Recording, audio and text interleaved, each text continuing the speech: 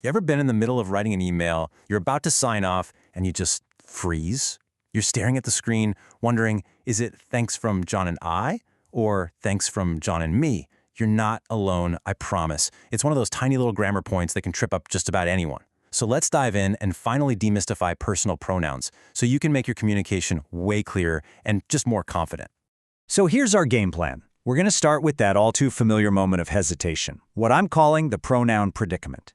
Then, we're going to learn the simple system to solve it by cracking the case code. After that, we'll apply that code to those really tricky sentences, tackle the dreaded apostrophe, and then we'll finish by unleashing your new grammar superpower. All right, let's start with the problem itself. It's that little pause, right? That flicker of doubt when a pronoun just doesn't sound quite right in your head. We have all been there. Okay, take a look at this sentence. The heaviest responsibility fell on Sarah and is it she or is it her? Now, you probably have a gut feeling, but the real power comes from knowing exactly why one is correct and the other one isn't, and that's what we're about to figure out. So how do we solve this thing for good? It's time to crack the case code. See, the key to all these pronoun puzzles isn't just about memorizing stuff. It's about understanding a really simple system called pronoun case. Think of it like a secret decoder ring for grammar.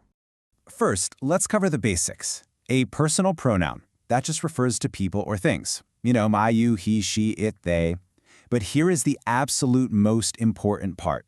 The word you choose changes depending on its job in the sentence. Is it doing the action? Is it receiving the action? Or is it showing that something belongs to it? That job is what determines its case. Okay, think of this chart as your complete toolkit, your cheat sheet. Everything you need is right here. You've got the nominative case for the subjects. These are the doers, like I, she, they. Then you've got the objective case for the objects, the receivers, like me, her, them. And finally, you have the possessive case for ownership, words like my, hers, and theirs. All right, we've got the code. Now it's time to actually use it, especially in those tricky sentences where there's more than one person involved. This is where things usually get a little messy, but not anymore.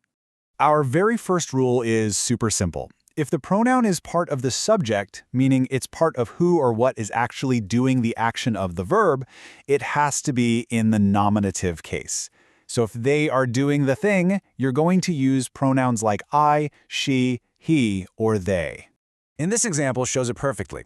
Who is taking the test? Recrado and she. They are the subject here. That's why she is correct. And here's the great little trick. Just mentally take the other person out of the sentence. She is taking the test sounds totally right.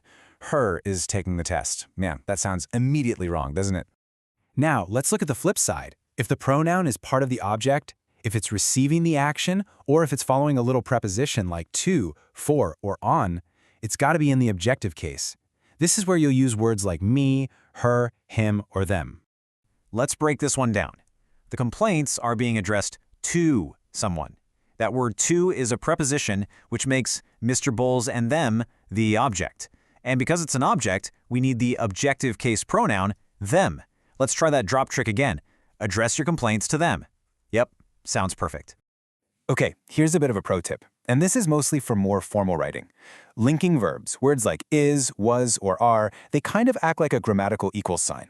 Whatever comes after it is just renaming the subject, so the pronoun needs to be in the same case as the subject, which is the nominative case.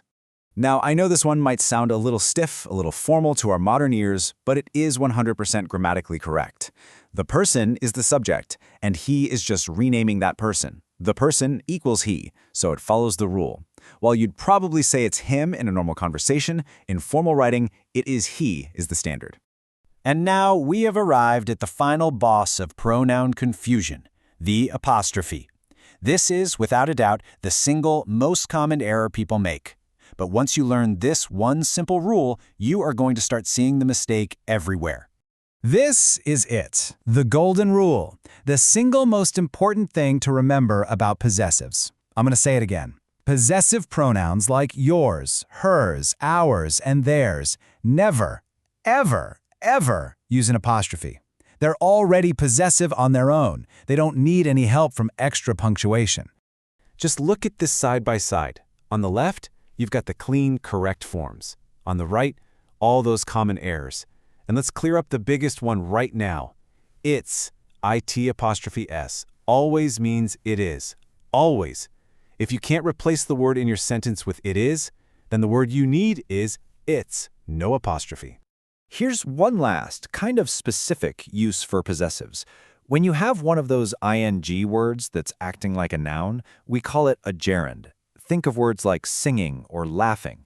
The pronoun that comes right before it should be possessive because it shows who owns that action. Think about it. What is the person possibly minding here? Are they minding us as people? No, of course not. They're minding the action of laughing. And because the laughing belongs to us, we use the possessive form, our laughing. Okay, you've soaked up the rules, you've seen the examples. Now it's time to pull all this knowledge together into a practical tool that you can use every single day. Let's call this your new grammar superpower. Here it is, your simple 3-step check for any pronoun problem you run into. First, ask, what is the pronoun's job? Is it a subject, an object, or is it showing possession? Second, match that job to its correct case from our chart. Third, just pick the right pronoun from that case. That's it. It seriously works every single time. All right, time for a little pop quiz. Thomas, Tran, and I or me are going to represent the school. So let's use the checklist. Who's going? Well, all three of them are, so their job is the subject. The case for subjects is nominative, so the correct pronoun has to be I.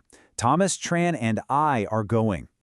Next up, in spite of its or its injured beak. Let's do the it is test. Does in spite of it is injured beak make any sense? Nope. The beak belongs to the seagull, so we need the possessive pronoun that shows ownership. And that means no apostrophe. The correct answer is its.